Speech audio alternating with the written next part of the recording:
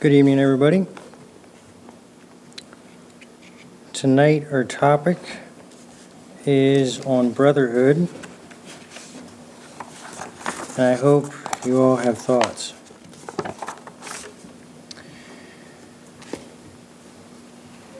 What is brotherhood? Why do we have brotherhood? And what is my responsibility in brotherhood? So, first of all, let's define brotherhood. What is brotherhood? What comes to your mind when you hear brotherhood?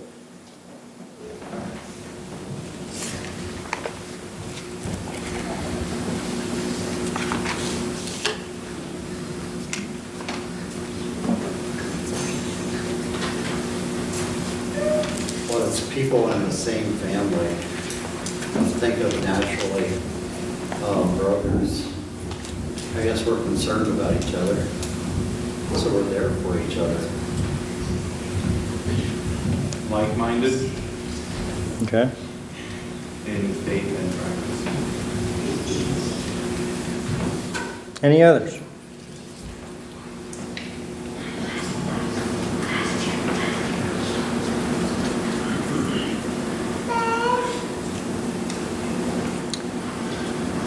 Same Father. You have a common ground, you might say. Same fellowship or alliance. An association for a particular purpose. The whole body of persons engaged in a business or profession.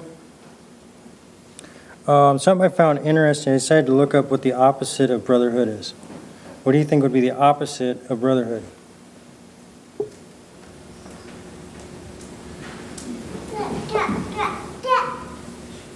Individualism?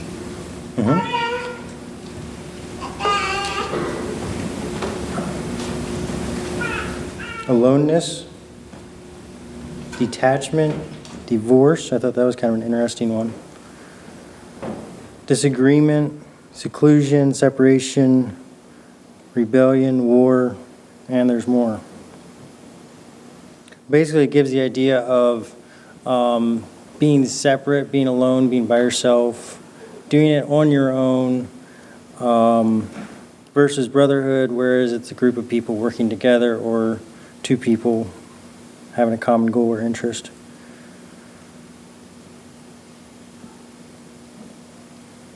And it was kind of touched on already. What makes two people brothers? What makes two people brothers? Two or more people that have a common goal, belief, or upraising.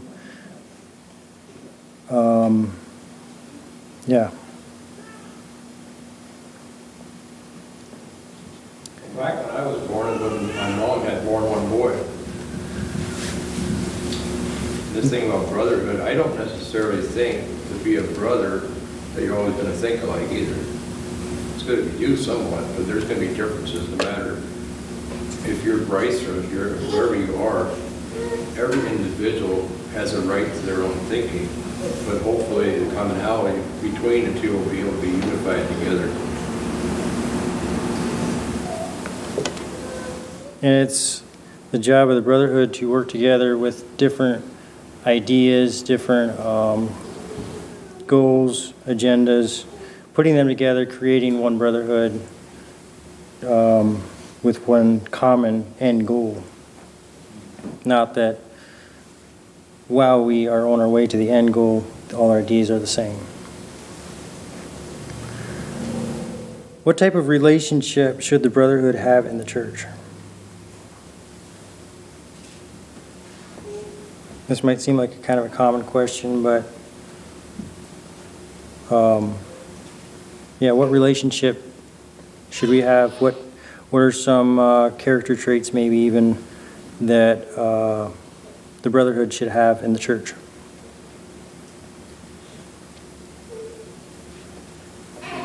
Foundation of that relationship should be love, because we ourselves were loved.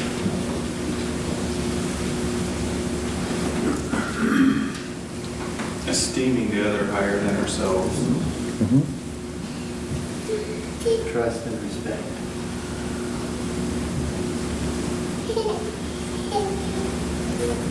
Patience.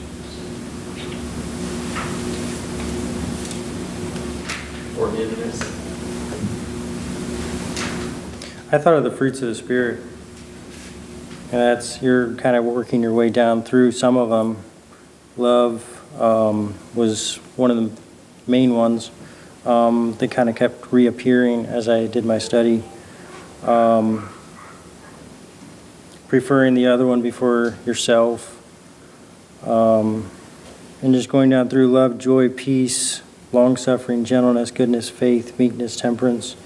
You know, that is a very good description of what a brotherhood should look like.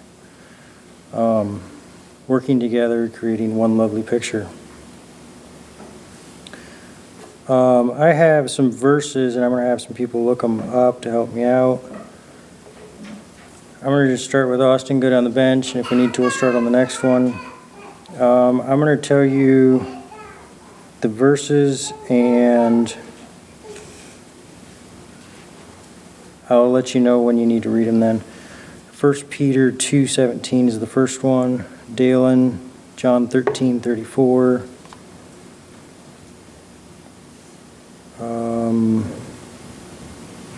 Spencer, Psalm 133:1. Dwight, Proverbs 17:17. Kenrick, Hebrews 13:1. And then Keith, Romans 12:10. And Delvin, 1 John 4:20.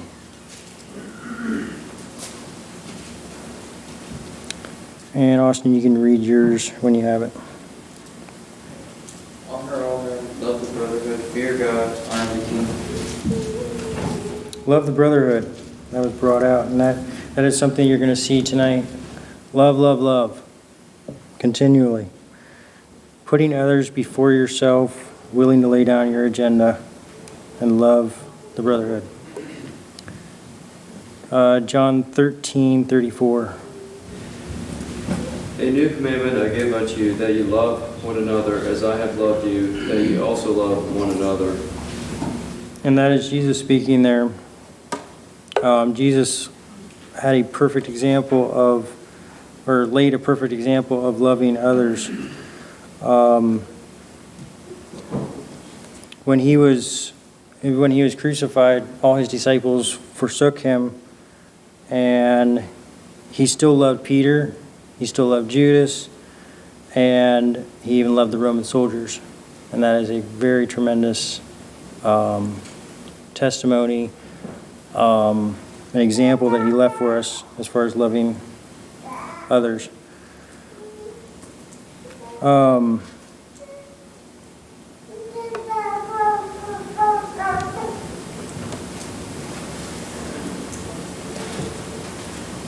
This was touched on a little bit, but I'll ask it.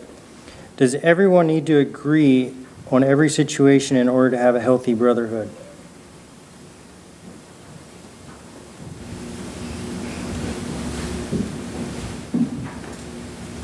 A lot of times, if there's no diversity at all, it can pretty much become stale. There's nothing to make you think about anything. If you just agree with everyone, you just kind of go about your day, and that's it. If each person has their own different opinion, it kind of helps you to have a little bit broader view on things and to actually think about why you're doing stuff the way you're doing it. So it can be a good thing, definitely.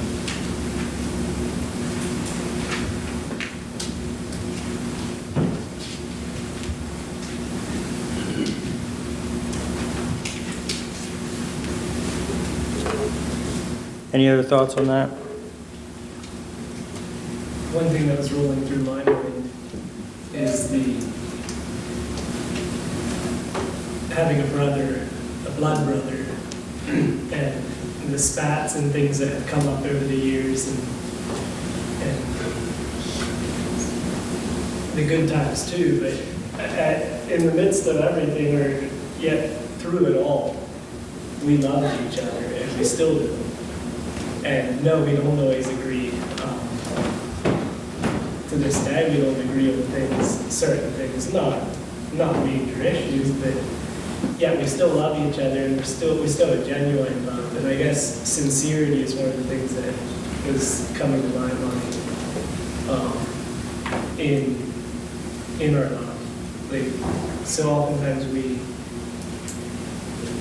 say we love someone, whatever, we don't think double take or anything, we don't even think about it twice, but being sincere.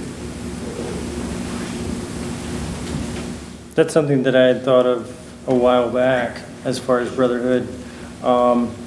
Like you said, two brothers. There's something about two brothers, they get in an argument, they can have bad attitudes and such. But I think deep down inside, when it really comes to it, there's still that love, or there's that connection there somehow that's still there, unlike some other relationships maybe.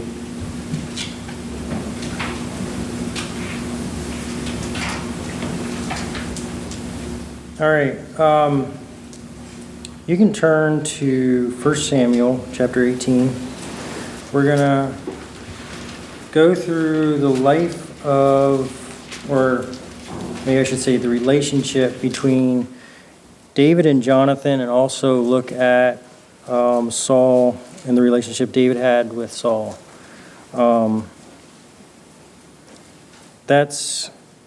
I feel that's a very good example as well of brotherly love. What are some other examples of true brotherhood in the Bible? Some other characters, other stories where brotherhood, true brotherhood, and love were displayed.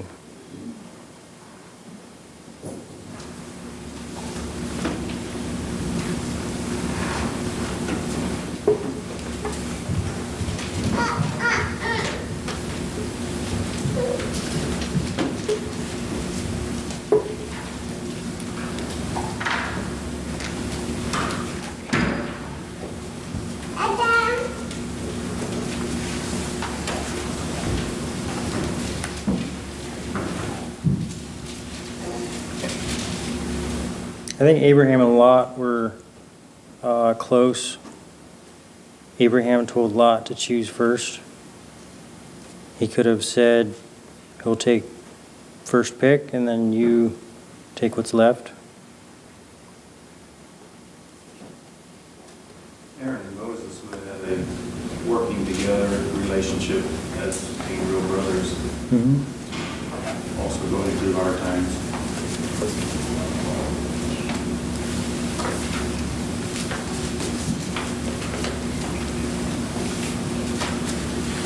I like your example of Abraham and Lot. They weren't blood brothers, but Lot made some foolish choices. And it cost him something, but Abraham sacrificed to go and rescue Lot. Lot was taken captive by another king. Abraham rescued him, and that's true brotherhood. We make foolish decisions sometimes, but our brothers are still there to pick us up if that happens. It's best to listen to it before, but it does happen sometimes.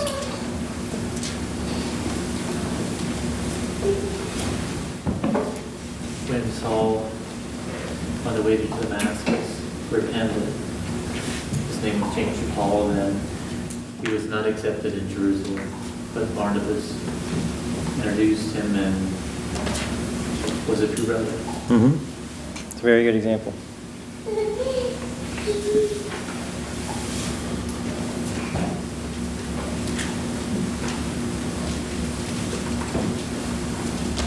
All right, keep thinking as we go through this. If you think of others, maybe shout them out at the end of when we're done going through David and Jonathan.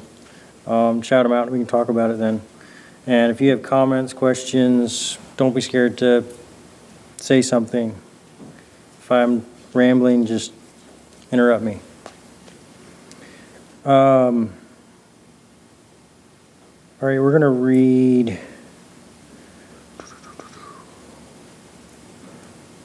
1 Samuel 18, verses 1 to 4. Take notice, this is going to be right after David killed Goliath. So David kills Goliath, they chase after the Philistines, come back, and David brings Goliath's head to Saul. And this is when, well, actually, it's just after Saul and David were done talking that we'll pick up reading. But I'll throw in, if you go through and look at the time of David and Saul's relationship, Saul tried to kill David 7 times. And it was, I'm not exactly sure on this. I think it was 2 or 3 times. Don't have it written down exactly, but it was like 2 or 3 times Jonathan saved David's life. Actually went out of his way and like specifically told David or did something to protect David. All right, we're going to start reading 1 Samuel chapter 18, verse 1. And it came to pass, when he had made an end of speaking unto Saul, that the soul of Jonathan was knit with the soul of David, and Jonathan loved him as his own soul. And Saul took him that day, and would let him go no more home to his father's house. Then Jonathan and David made a covenant, because he loved him as his own soul. And Jonathan stripped himself of the robe that was upon him, and gave it to David, and his garment, even to his sword, and to his bow, and to his girdle. So, we can see there, David and Jonathan loved each other. Love at first sight, you could say. Jonathan loved him so much, he gave his best. Jonathan was the king's son, the prince, which I would imagine would be much more, you might say, glamorous, much more elaborate clothing, and gave it to David. His sword, his bow, gave everything his best. Spencer, if you still have that verse. Which one was that?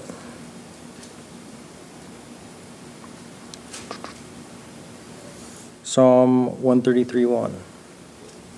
Behold, how good and how pleasant it is for brethren to dwell together in unity.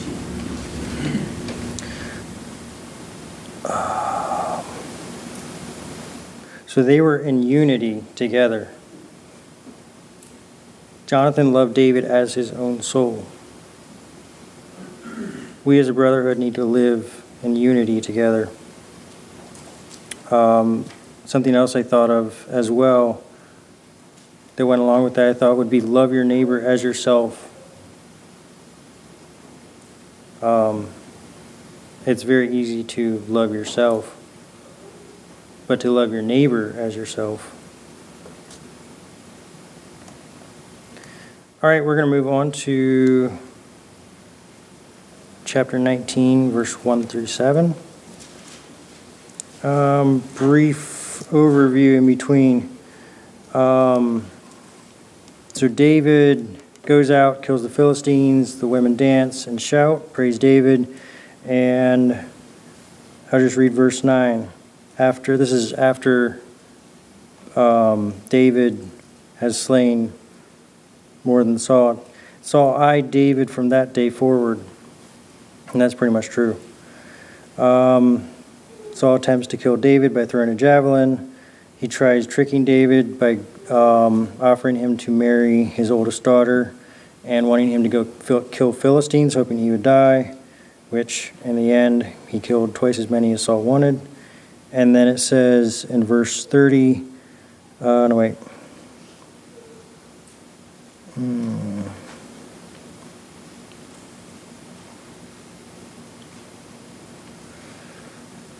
Verse 29, and Saul was yet the more afraid of David, and Saul became David's enemy continually. So the situation is kind of getting worse. For some reason, Saul just continually hates David.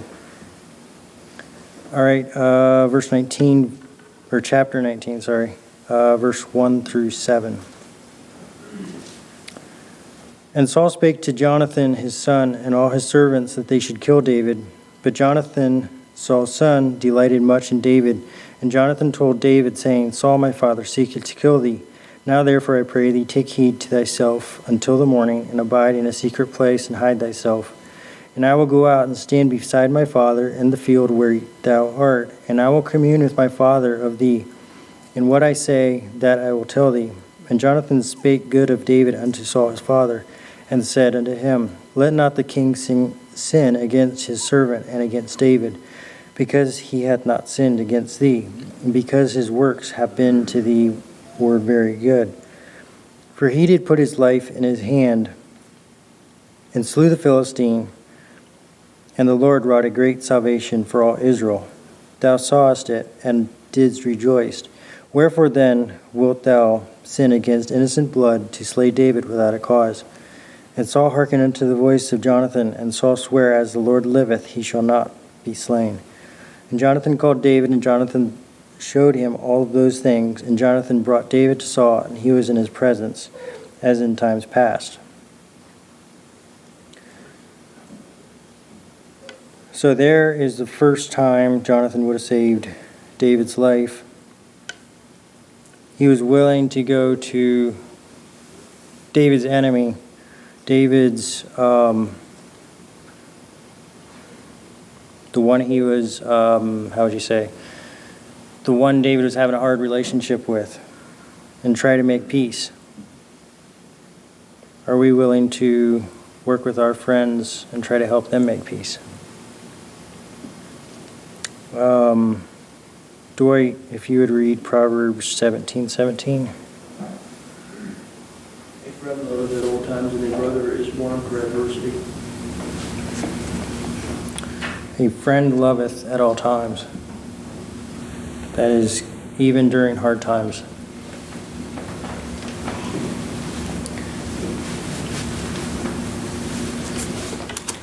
First Corinthians 13, 4-6.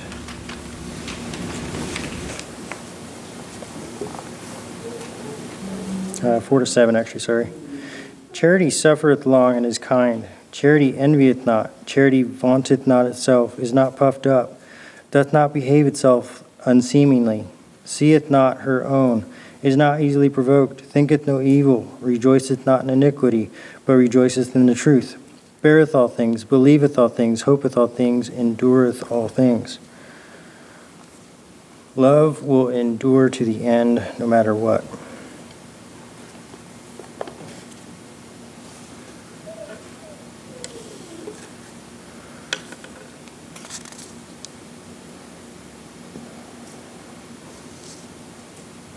All right, so we're going to move on again.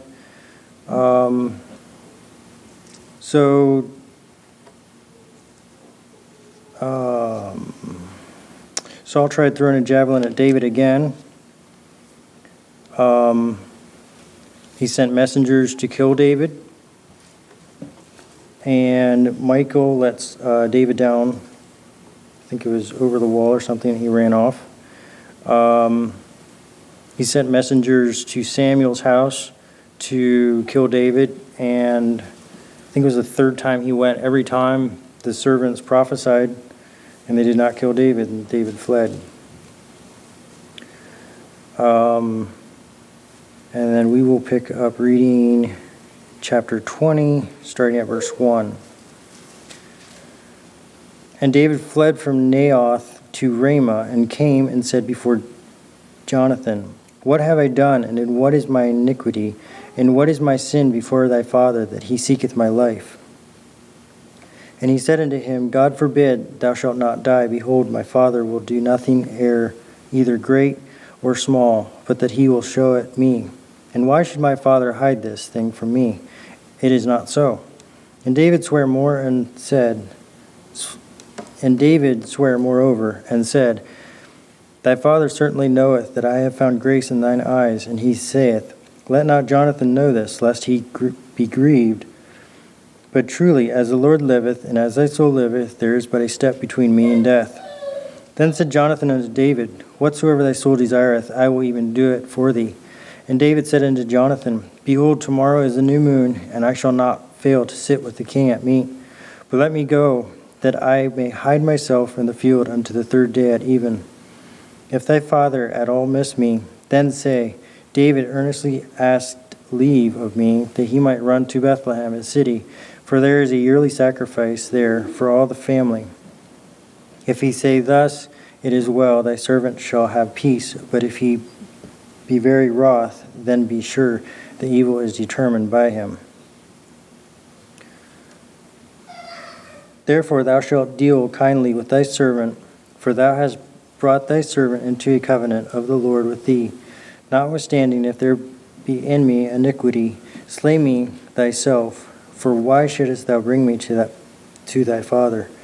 And Jonathan said, Far be it from thee, for if I knew certainly that evil were determined by my father to come upon thee, then would not I tell it thee? All right, so David is very distressed. He's very perplexed at why Saul is trying to kill him. And Jonathan is trying to reassure him that everything's going to be okay, and he's going to try to, that if something would happen, Saul would tell him. So,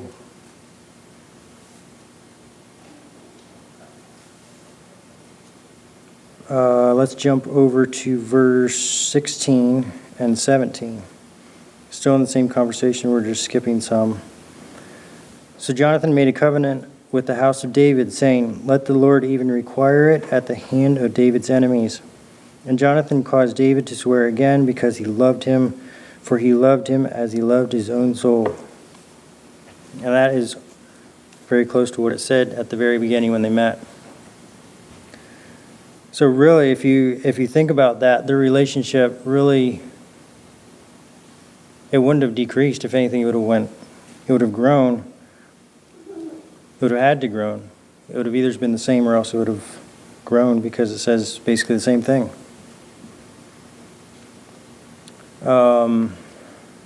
Kenrick, if you would read Hebrews chapter 13, verse 1.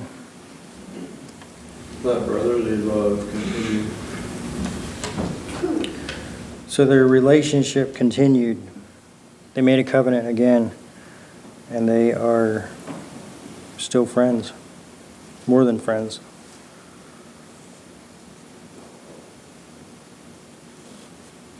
All right, we are going to jump. Okay.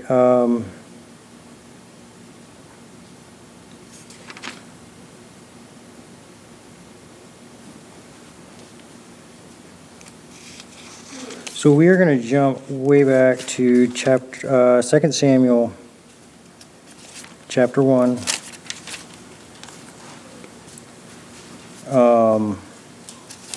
We're skipping a lot.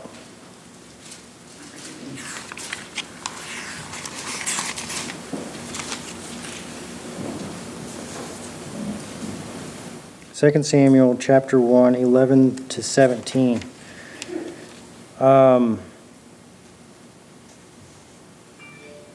So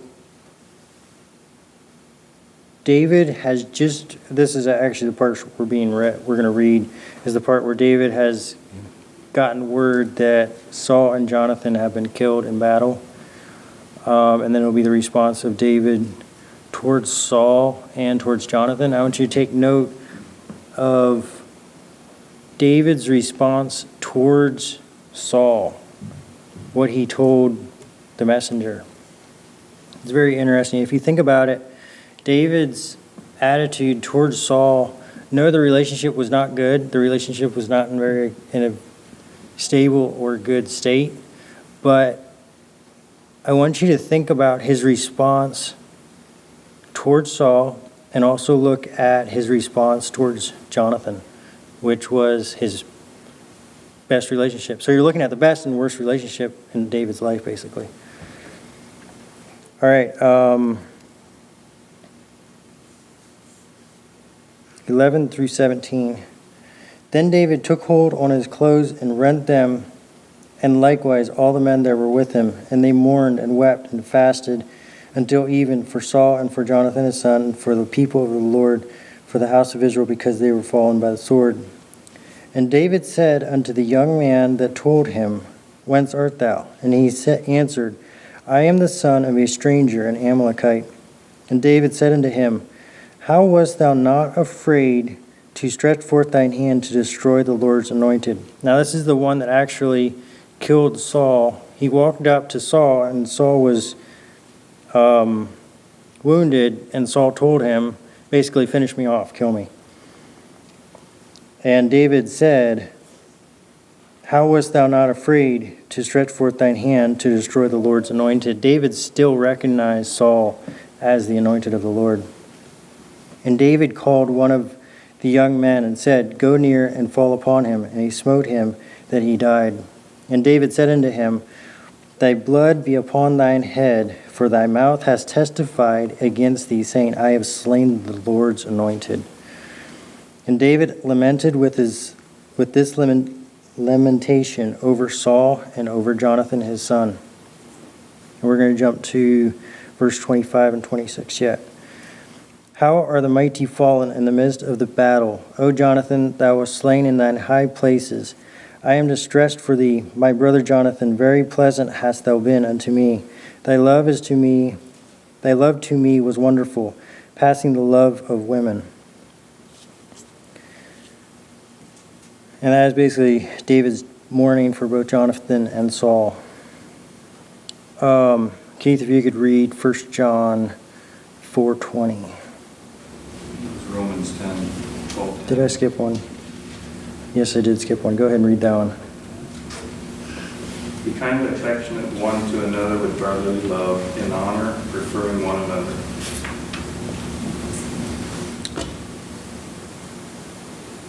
Okay, I had that. Okay, going back to verse 16 and 18 of chapter 23, David was still recognizing that Saul was still king, even though Saul was still chasing him, and he was technically, the Lord was not with Saul anymore, but David still recognized Saul as king. Delvin, if you want to read 1 John 4:20. If a man say, I love God, and hateth his brother, he is a liar. For he that loveth not his brother whom he has seen, how can he love God whom he had not seen? And David still loved Saul, even to Saul's death. So there we can see what true brotherhood, brotherly love looks like, both with friend and foe.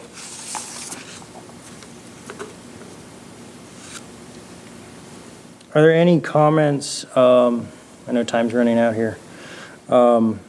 Any comments, questions, thoughts that you all have?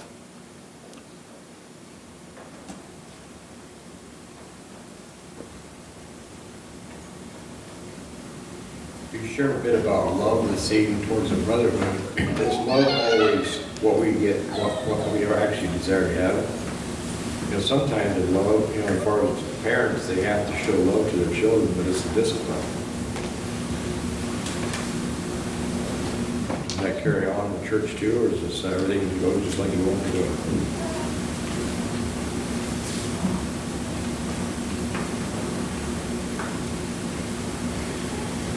So you're saying, so can you state your question again? Not really. Okay.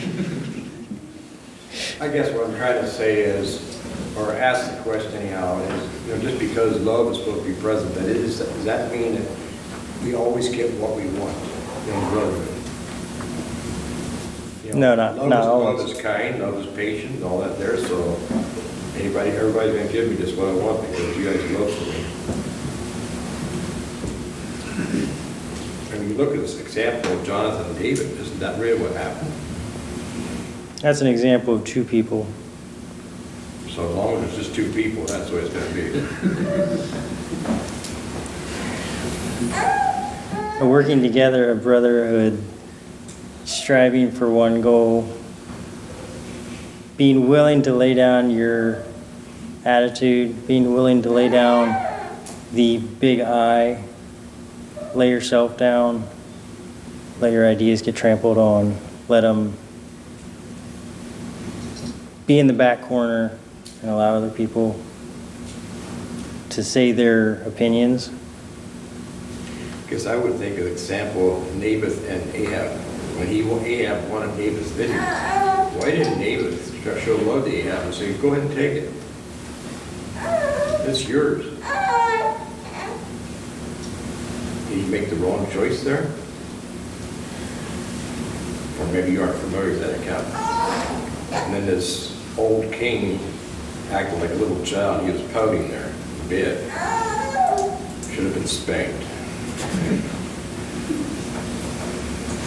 I think love goes deeper than simply the surface of that. You know, what are the attitudes behind what we're doing? Are we doing to help somebody, or are we doing to try to get even with them?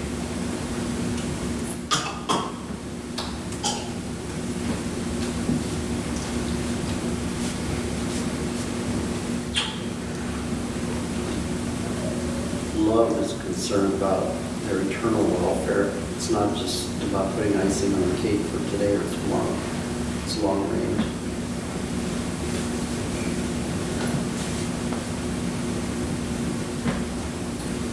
I thought about the account there of David and Jonathan and Saul. I think it was David's love for his God that gave him the strength to love Saul even after God had departed from him. And I think in the Brotherhood as well, our love for God is going to affect how we view the Brotherhood, or how we do the Brotherhood.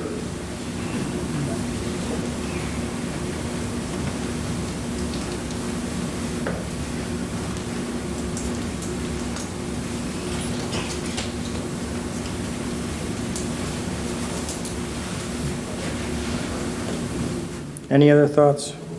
I have a couple more thoughts here, but I don't want to cut you off if you have a thought.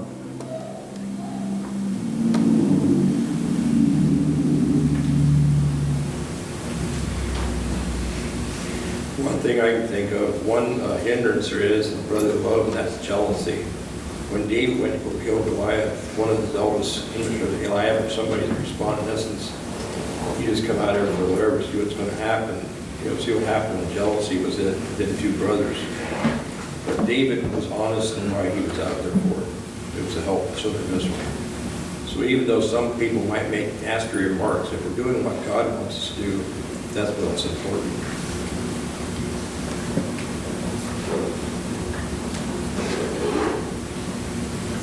When I think of brotherhood, I think of Nathan, David. They were in, he went to David and talked to him and shared his story. And David couldn't believe that the man was doing that with the sheep. And then Nathan looked at him and said, if you're the man, and you totally repented. And that's brotherhood.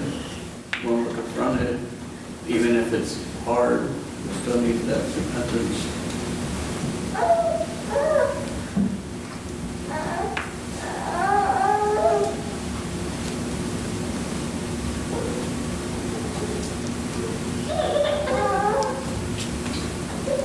All right, time is here to close. I have a couple more thoughts. I have a question. You can think about this. I'm not expecting an answer on this. Just answer it in your mind. How can we expect the lost, that is like outside the church, how can we expect the lost to come to church and find healing and encouragement if we don't walk with a brother through the hard times in their life? If we would be compassionate, patient, trusting, and caring toward one another, we would have an incredible brotherhood. We need to follow Jesus' example by loving and respecting each other and bringing out the best in each other. Thank you all for your thoughts and participation.